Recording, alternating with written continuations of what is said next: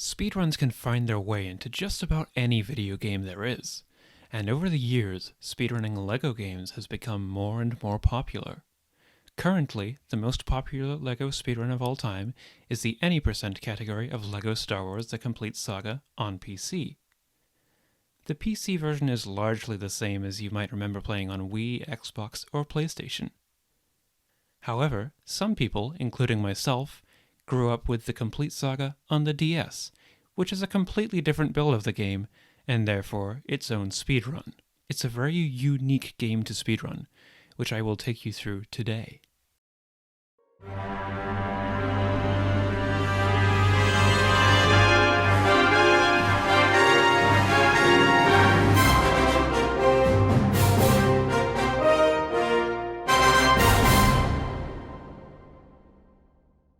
Before we look into what speedruns of this game are like, I will quickly run through the main differences of PC and console compared with DS.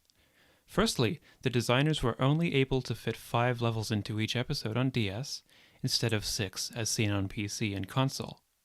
Secondly, within these levels, the layouts are, while based on the same idea, very different. There are plenty areas from DS that you can recognize in PC and console, but it has some of its own areas too, while having to cut out other areas. In story mode, as we'll cover today, only 2 characters will be out at a time, the same as free play in all versions of the game. This is different to PC and console story mode, which makes it so that no matter how many characters are in your party, they will all be out at the same time as part of the story. Any ship levels in DS are also limited to story mode only, but that may be a topic for another video. So now that we know a few of the differences which make it important to have a clear separation between DS and PC or console runs, let's finally talk speedruns for this unique DS version. The category I am covering today is called any %, which, if you're not familiar with speedrunning, is a common term for most games, generally meaning beat the game as fast as possible. You can think of it like this. Some games can be completed with 100% of items, for example, and any % simply means that it is not required to unlock everything, rather just enough that you would want in order to go as quickly as possible. However, this requirement might be a little bit ambiguous in LEGO games. You might be thinking that would simply mean starting a new game and beating all the levels, and that wouldn't be a bad guess. But for the Complete Saga DS, that's actually its own category, named All Levels. Any % in several of the LEGO game speedruns is defined as beating the final level of every episode from a new game file, which makes sense for Star Wars in particular as the credits are shown at the end of each episode. But, as it turns out, speedrunners found a way to take that requirement quite literally. The first speedruns of the DS game only started appearing near the end of 2016, when 2 former community moderators posted times to the leaderboards. Zulis's run was the only recorded run at this time, with a time of 35:53, but Fio's comment for their run was that Jar Jar is a beast. That's actually quite important to note for how Zulis's run was so short. Over about 2 years, the world record used very similar strategies to Zulis's run, and the world record on the boards was a 35:01 by September 2018. This run did not actually have a video, since the old moderation team did not require video proof. But the runner who claimed to have this world record, MeowMix, had a recorded time of 35:21, which still would have been the record. The quality isn't great as recording DS speedruns has never been very accessible, but let's take a look at what MeowMix did to get their time as low as 35 minutes. MeowMix started a new game and entered the first level as usual. The timing didn't start until they gained control after the opening cutscene, which is how timing still is today. The level was played mostly as normal, but in the penultimate room, a small skip was used by using the door frame just above the room's entrance, and then using another platform to jump over the fence and skip fighting the droidicas. But the magic of the run really started when the level was over. MeowMix then left story mode to go back to the cantina instead of moving on to the second level, and headed over to the custom character creator. It almost looks as if they created an exact copy of Qui-Gon Jinn, but instead of a lightsaber, the character was given a blaster gun. Let's think back to Fio's comment for their original run of this game. Jar Jar is a beast. Love him or hate him, Jar Jar Binks is actually a crucial character in the DS version of the complete saga, as he is the only character that can double jump, and also has a blaster. Don't ask me why they gave him a blaster, but they liked giving random characters blasters in the DS game. These properties together allow perhaps one of the easiest exploits I've ever seen in any game. While Jar Jar Binks is the only character in the game with these properties, it is still possible to create a custom character with the same properties, which become available to give a custom character after the first level has been completed. Since the glitch is so easy to pull off, many have told their own stories of how they found it themselves, and it's more than likely that players found it very shortly after the game's release in 2007. However, the earliest video documentation I was able to find was from 2009 on a YouTube channel called Lego Gauge. For some reason, the only rating I found it with in 2021 was a single dislike, and given that the video only has about 600 views, it's unlikely that this is what helped the glitch gain much exposure. The video begins with Lego Gauge showing their custom character infinitely jumping around the cantina. Some characters are given the ability to jump twice, as in once from the ground and once more in the air. But shooting a blaster as a double jumping character refreshes the ability to jump in the air, and so you can jump over and over and over again to gain as much height and or distance as you want. The timing is very lenient for this too, so you can jump slowly or quickly to meet whatever needs you have. Lego Gauge shows off that Jar Jar can do this too, and even demonstrates that you can jump past the walls of the cantina to enter levels from out of bounds. And with all of this in mind, whether Lego Gauge's video played a part in the speedrun or not, you can probably tell where Meowmix is headed after the custom character creator. The next stop was the final level of Episode 1. And for the rest of the run, the only levels played were indeed the final levels of each episode. Although, at this time, none of these levels really had any skips or speed tech, except for easily skipping the second fight with Darth Vader at the end of Episode 5, which was done with a pretty simple jump.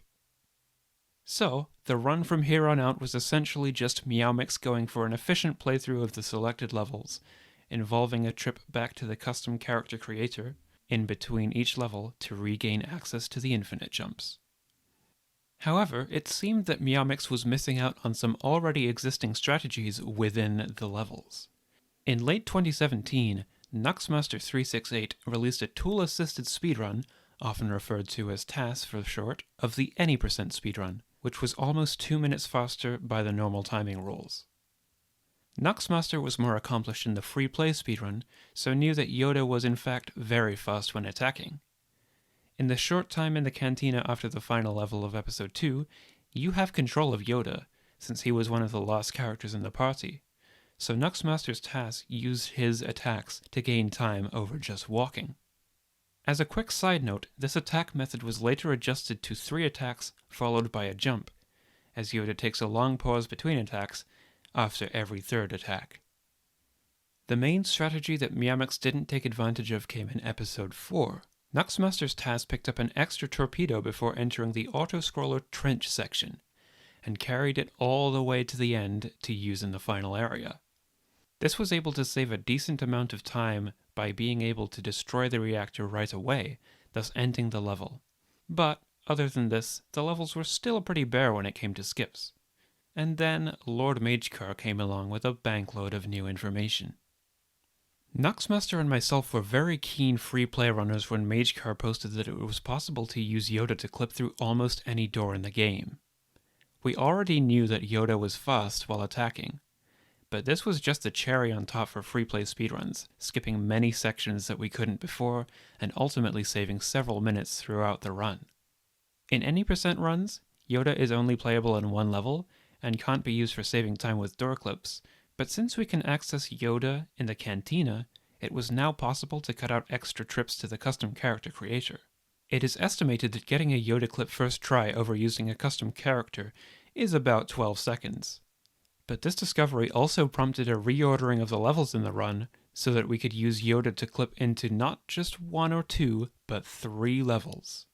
2 levels that we play in any percent are ship levels, which function differently to the main levels, and the game treats this as not using any characters.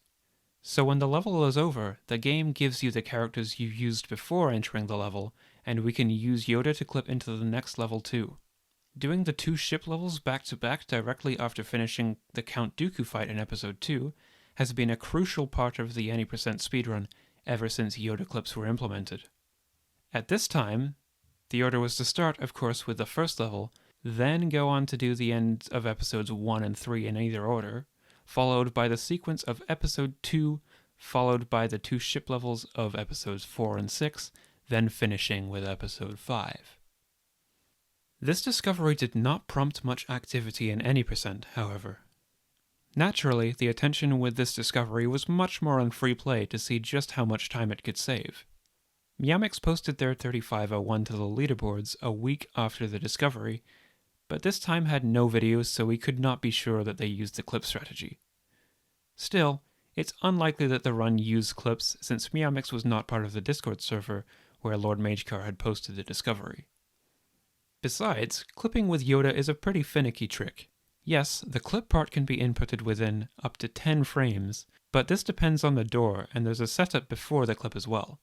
As a brief explanation, Yoda's attacks come in groups of 3, where each of the 3 attacks has a slightly different movement to the others.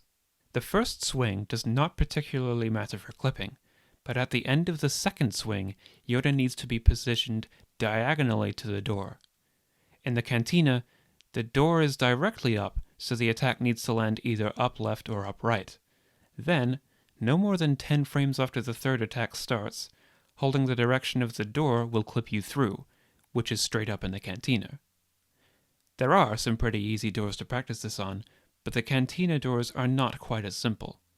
The space to clip is quite narrow, and this limits the number of frames to clip, making it a harder trick to pull off. But if we thought a trick as hard as that wasn't going to be added to any percent speedruns, we were very, very wrong. About a month and a half later, I was having a conversation with Lord Magecar on the Discord server about how I didn't think it would be possible for me to run the All Levels category due to a crash I always experienced during one of the cutscenes. It didn't take long for Magecar to suddenly find out that this cutscene could be skipped, and then he found out that literally all of the cutscenes could be skipped, except for the cutscenes at the beginning of the level. So, out of nowhere, story mode runs were blown wide open, but it wasn't going to be easy. Magecar's discovery showed that the cutscene skips required a frame-perfect pause. If you could pause on the last frame of control before the cutscene would be skipped entirely.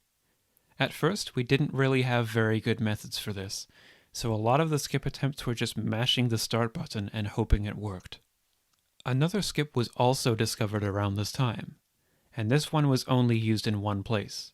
It was once again found by Lord Magecar, who found out that the fight with Anakin at the end of Episode 3 could be skipped.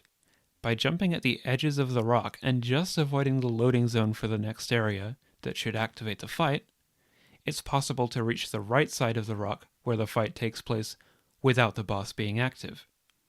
However, Anakin is still loaded in, and if you hit him 10 times as you would have to in the regular boss fight, the level ends since the game thinks the boss is dead. Anakin is not an easy boss to fight quickly either, so this was a nice skip to have, although we were all warned that it would not work if we died in the same room as the skip.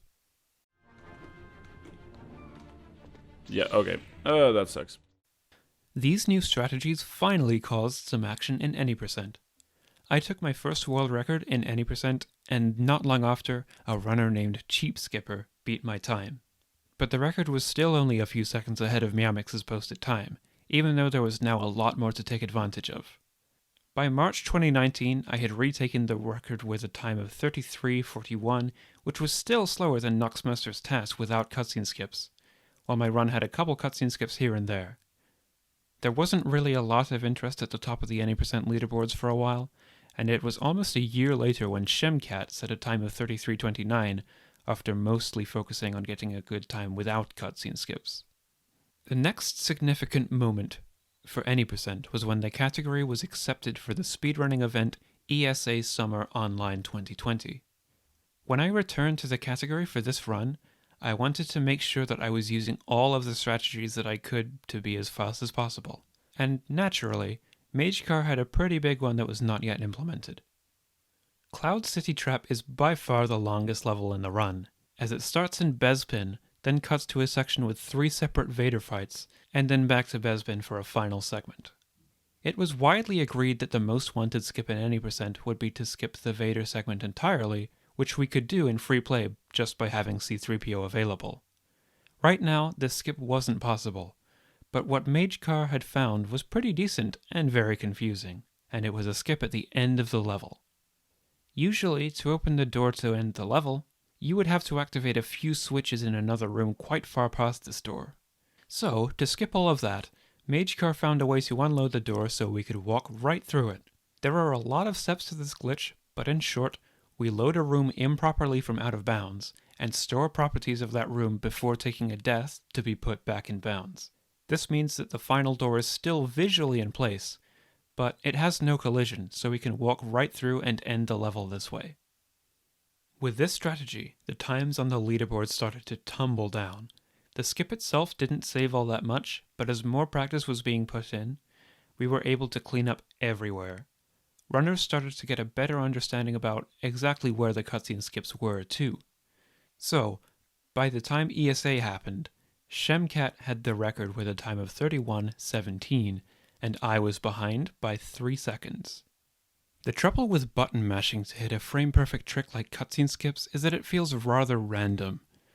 Most runners were just pressing the start button as quickly as they could and hoping for the best. But we started getting a bit smarter about it, and worked out that using the B button in this could help, since it can exit the pause menu. And, naturally, only 3 days after the ESA run, something pretty big happened with this.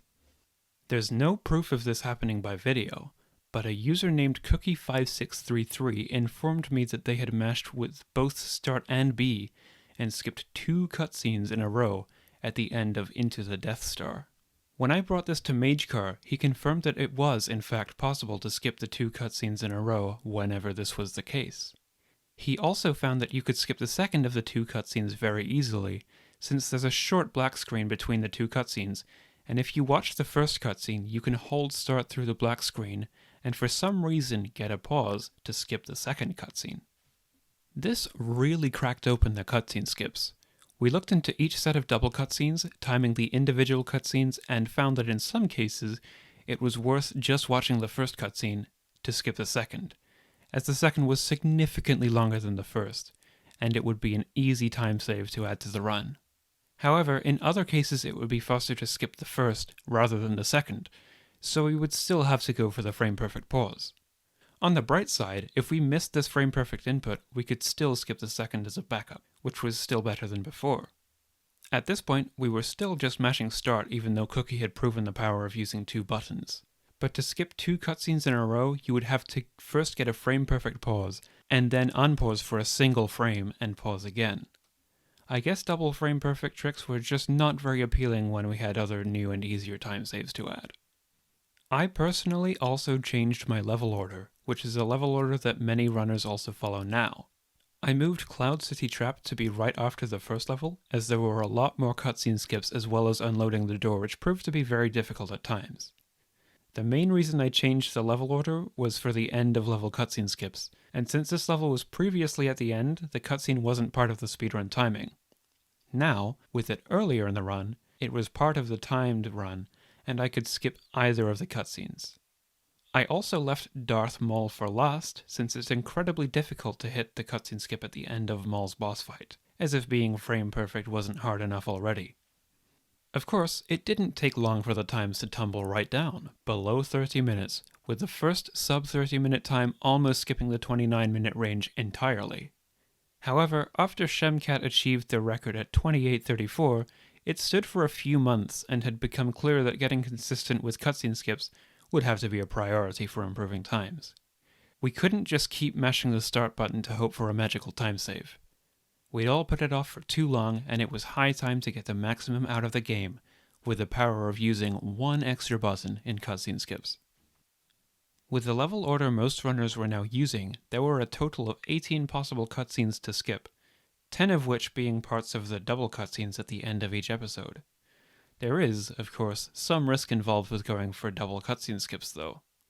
A few players had pulled them off, but it was important to know when the risk was too high.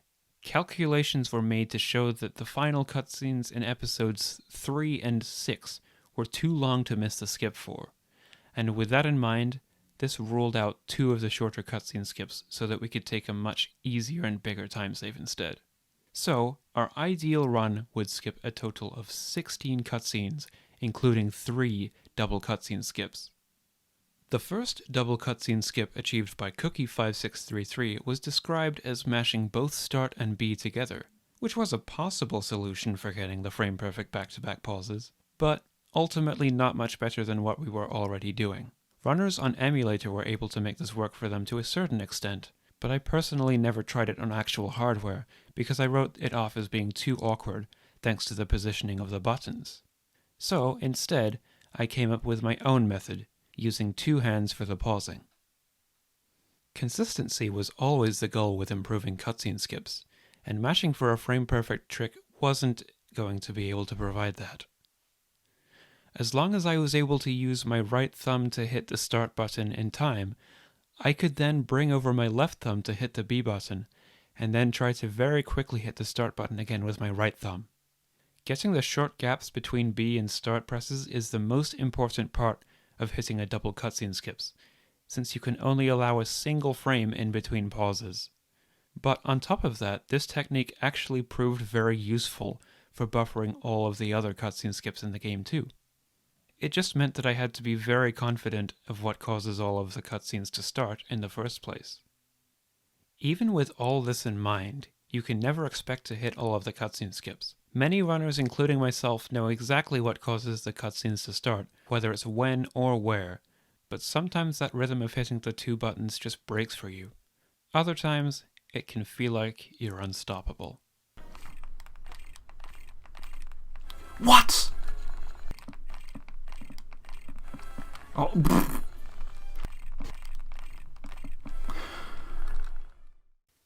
The record had been 28:34 before using 2 buttons to skip cutscenes. The next record almost skipped 27 minutes. With 15 out of 16 of the ideal cutscene skips, we were down to a 27:03, and the power of cutscene skips couldn't be more obvious. I'll be the first to admit that the main parts of the levels in my run weren't very well done, but the cutscene skips carried me so far ahead of my PB, and of course Shemcat's former world record. 16 out of 16 skips was first achieved by a player named ZeldaCubed, who held world records and other competitive times in more handheld games as big as Super Mario 3D Land and Ocarina of Time 3D. I would say there's no player that's as consistent with a cutscene skip rhythm as ZeldaCubed is, but he had only recently learned the speedrun of the game, so there were a few mistakes made from inexperience. Even so, he finished an impressive 4 seconds behind the record with a time of 27:07. The only step left was to go for all 18 possible cutscene skips, and with the big news of getting to run any percent for SGGQ 2021, I had decided to go for all of the cutscene skips during the showcase regardless of what else had happened. This was pretty big news for the entire LEGO community too, since it had been 10 long years without any LEGO games on the GDQ stage. Naturally, they only accepted the shortest run they possibly could, but I was going to go all out for that showcase. But as it would turn out, getting more cutscene skips in my runs wouldn't be the only thing to look out for while practicing the run. Since long before cutscene skips were found, runners wanted to be able to skip the Vader fights in Cloud City Trap. And not long before the run, runner Beta Anung posted a very intriguing video in which he had loaded the room with the door we were aiming to skip, but without the main graphics. Even though he had already completed the Vader segment of the level, and he could have used C-3PO to complete the level as normal, a lot of players thought that this could be it. This could be the skip players had been waiting on for years. A few players tried to recreate the way the room had loaded, as they suspected that object collision for doors might be unloaded in a state, such that we could walk right through the C-3PO door and skip the entire Vader section, similarly to how the level was ended early. I tried a few different things myself, but the most I ever did was get a 0 HP glitch, in which you can walk around as normal but with no hearts and pretty much invincible. It was quite frustrating for all of us, and I didn't want the trick to be discovered after another marathon like double cutscene skips were. I wanted to be able to show off as many tricks as I could and prove to GDQ that LEGO games should be a part of every event. Unfortunately, Lord Magecar concluded that this wasn't Vader Skip. The run at GDQ ended up with 14 out of 18 possible cutscene skips, including 3 double cutscene skips, when my goal was just to hit at least one during the showcase, and get under 30 minutes, which I was able to do. I really hope for everyone in the LEGO community that the door is now wide open for them to take more GDQ runs after that showcase. But, out of nowhere, 4 months after the GDQ showcase, something very strange happened. I was showcasing all levels for Speed Gaming Live's 2021 marathon, during which somehow that bottom screen was never shown on the stream. And when I was in Cloud City Trap, a very strange visual bug occurred. I didn't know what had happened, but to me it looked like I had somehow entered the strange state of the room that Anung had found about half a year before. Magecar reviewed the footage and was very surprised to see the game behave in this way, but after looking into it just a little bit, he announced that Vader Skip was in fact real. As it turns out, Anung did actually find what would have been Vader Skip. The issue then was that there was no footage of how he had entered this improperly loaded room, and my marathon run now showed every step. But of all the ways we might have envisioned Vader Skip in the years waiting for it to be real, I don't think anyone could have expected it to look like this. All it really is shooting 2 frames before you hit the ground, while being on the left side of the room, and then we can unload the door while another room is improperly loaded. Although for some reason, there seems to be a frame rule here, and the game is checking every 4 frames to see if another room will be improperly loaded. Regular room transitions are checked every frame, so we're not really sure why improper loads have this function. But it made Vader Skip sound pretty bad, because it was both frame perfect and a 1 in 4 chance. Optimally, Vader Skip, or Vader as it is now officially known, saves almost 4 minutes, which is an incredible time save. So, even though it's frame perfect and seemingly a 1 in 4 chance, a skip of this size is too good not to jump on. And so, that's what Flaming Laser did, becoming the first runner to take the record with Vader. But, in his own words, he describes this run as a joke, since the record before Vader was a 26:25, and Flaming had achieved a 26:17. However, let's just remember what needs to be done to get a time this low in the first place. You would still need to have plenty of experience of playing the game in this way, and going for several difficult tricks, and all those frame-perfect cutscene skips. Vader isn't actually as hard as it first sounded too, which is nice. You can simply reattempt the jump over and over as many times as you need, and missing it doesn't take much time at all. Another nice thing about it is that it cuts out 2 more cutscene skips, so the maximum number of cutscene skips possible is now down to 16. Sure, they were replaced with another frame-perfect trick, but this one feels much nicer than cutscene skips since you have the option to retry it if you miss it. Flaming and I both have times under 25 minutes, which for a while has been joked about, and is now more than possible. And my current time of 23:12 definitely isn't the end, but I'm not going to push for a 22-minute time right now. So even you could beat my time. My run made some unusual mistakes and gets 13 cutscene skips. It also doesn't feature an optimization found by Zelda Cubed, which involves putting on the Stormtrooper helmet before doing the improper load. The helmet is required in the next room we go to. And this is the extent of any percent speedruns in LEGO Star Wars The Complete Saga DS today. Any percent is by far the most popular category for new runners to learn, because it's the shortest and overall the easiest category. That's the main reason for going through this category in a video like this, since it could be useful for players starting out with the game. I would, however, like to say that the other main categories in this game are much more interesting, and there's a lot more to talk about. The All Levels run includes almost every trick we have in the game, aside from infinite jumps, and free play is my favorite speedrun of all time. As for any percent, however, even though I could be more satisfied with my time, I personally feel like the category has become more arbitrary than it already was, and I don't enjoy running it as much, so my own attention is on other speedruns. So overall I have mixed feelings about any possible new skips being introduced to this category, but I of course would encourage anyone to beat my time of 23:12. Just to close out this video, I would like to give a final shout out to a list of people who have helped make the Any Percent run what it is, even those from the beginning of the speedrun's life who I've never had contact with before. So, a very big thank you to LaserTrapProductions. Again, they may not have been the first to discover the infinite jump glitch, but it's important in history. As well as Cookie5633, Nuxmaster368, Lord Magecar, ZeldaQ, Beta Anang, Justin Z, Flaming Laser, Shemcat, Cheap Skipper, Meowmix, Naxi, Nayati, Zulus, and Theo. And a big thank you to everyone for watching. This is an experimental video, and I might do some more around the LEGO community in the future. Do consider helping me out with the YouTube algorithms if you've enjoyed the video, and please remember to continue being your own unique self.